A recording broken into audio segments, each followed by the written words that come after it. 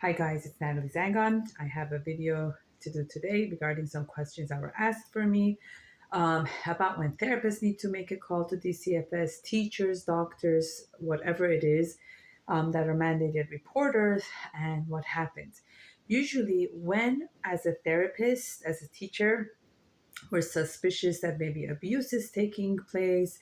They have a consultation number, an 800 number that you can call to find out about what's going on. So, from your observation and what you hear, and when you have a concern, you make the call in, right?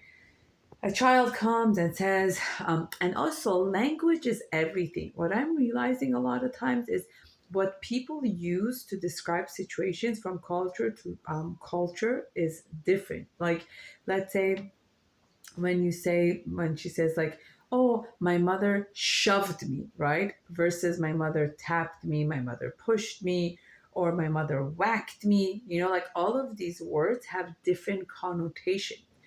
Words like choking, strangling, holding, like all of these things have different degrees of severity and what it really means. So when a child comes to school and shares an experience based on the word they say and what the observer hears and what the person on the DCFS hotline hears, all makes a difference, right? Ultimately, when it gets tagged as a case based on the severity of it, they will decide when to come out. So if it's very very severe, it'll be like 3 to 5 days, or it could be a week. It's just again case by case. So then what happens is that it's the job of the social workers to come and now investigate a case, right?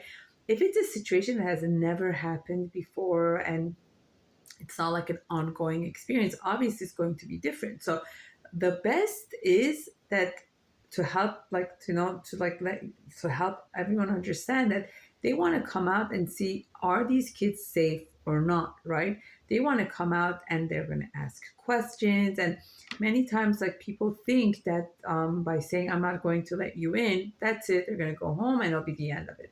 Or they get the letters, they ignore it. They get the phone calls, they ignore it. They get usually it's phone calls or they leave a letter behind the door, they ignore it. That's not good because that looks like you're trying to hide something. It's even worse, right?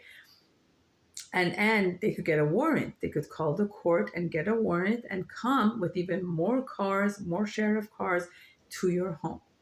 So also, children, elderly, and disabled are kind of like the state holds like a has a duty to protect. So that's why until like the kids are 18 years old, the state is also involved in keeping them safe and protected. So they could come in to see what's going on. They're going to come in, meet, and they could come in at any time. Don't think like there's like hours to this. If they think these children are unsafe, they could show up to your home at 1, 2, 3 a.m. They can go wake up your kids. You cannot fight, you cannot deny them. They have a right because they want to make sure everybody is safe. And that's their responsibility. They could go through your house, they could investigate.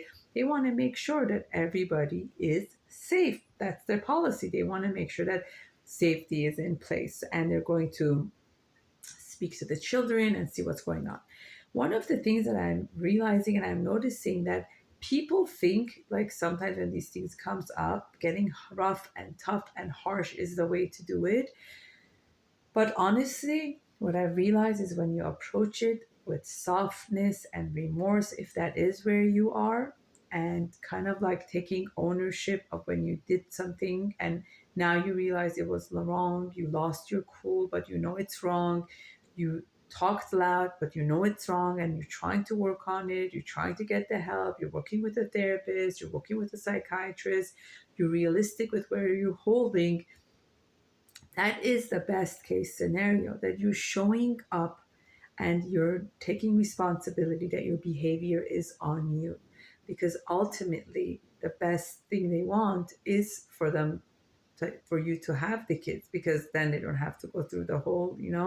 So the more you show up of the actions you're going to take, it's kind of like Yom Kippur in your face. You want to show how and what effort you're going to put in place for the safety and well-being of your family and your kids. Everyone can has days where they get mad, angry, frustrated, stressed, anxious. It's all about what do we do after and what effort are we putting in for the repair. Hope you found this video helpful. This is Natalie Zangon from Children's Village Advocate, Child Advocate. And the most important thing to know is everybody has room to grow, become better, and refine themselves every single day. Have a beautiful, blessed evening.